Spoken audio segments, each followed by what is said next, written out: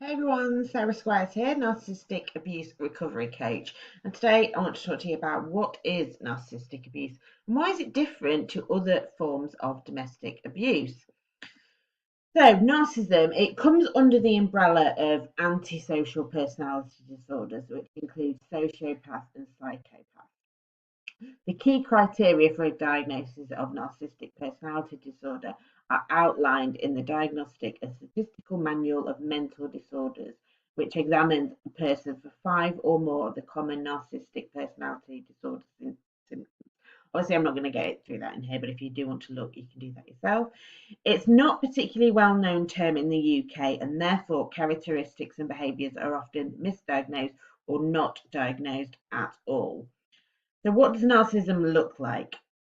These are just a few of the presenting ways and also red flags if you meet someone who, or you recognize these characteristics in someone you know. They believe that they're better than others. They have an insatiable appetite for the attention of other people.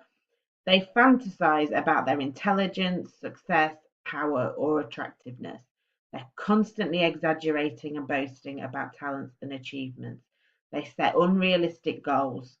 They manipulate and take advantage of others to get what they want. They're prone to extreme jealousy. They can be highly sensitive, particularly to rejection and criticism. They find it difficult to maintain healthy relationships. They believe that others are jealous of them. They behave like they deserve special treatment, and they are quick to anger if they do not receive this special treatment.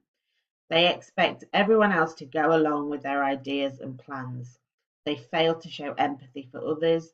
They expect constant admiration and praise, and they consider themselves to be skilled in romance.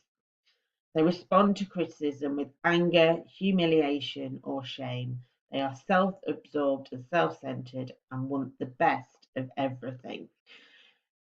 Now, a lot of these you can put under a lot of other different mental health conditions, and this is where the problem lies, is that some of these things will get diagnosed in other ways. They may get diagnosed as bipolar, they may be diagnosed with borderline personality disorder. Um, so that's why they often gets misdiagnosed. Now, this is what I wrote based on my experiences. It's what I thought, the impression I got that what was going on in the narcissist's head. You are mine. I own you. You will not do anything without my permission. And if I suspect you are building confidence to act without my consent, I will tear you down until you realize that without me, you are nothing. If you dare to leave, I will make it my lifelong mission to make you pay for disrespecting me. At first, I'll remind you of how wonderful things were at the start, how much you loved me, and tell you that everything will be different if you just come home. Once you're here, I will punish you. I will make sure you never dare to leave me ever again. And if you do, I'll make you believe I will kill you or those you love. Our kids are simply weapons to be used by me to hurt you. When you or the kids cry, I know it means I'm winning. You are mine. Sounds really dramatic, but actually it's the truth. This is how narcissists think. That is their mindset.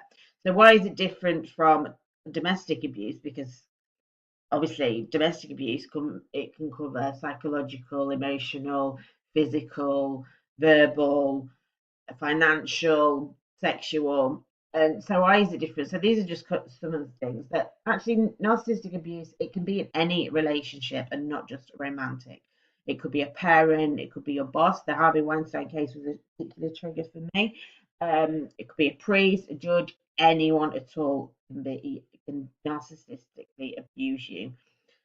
A narcissist may just discard their victims like trash on the side of their road. They can switch their emotions off just like that, like a light switch, which isn't normal. They can hoover victims back at any time. They rarely move on forever. So even if they do discard you and suddenly you never hear from them again, they will probably come back at some point and pretend like nothing happened, everything was fine, and you'll just be thinking, what?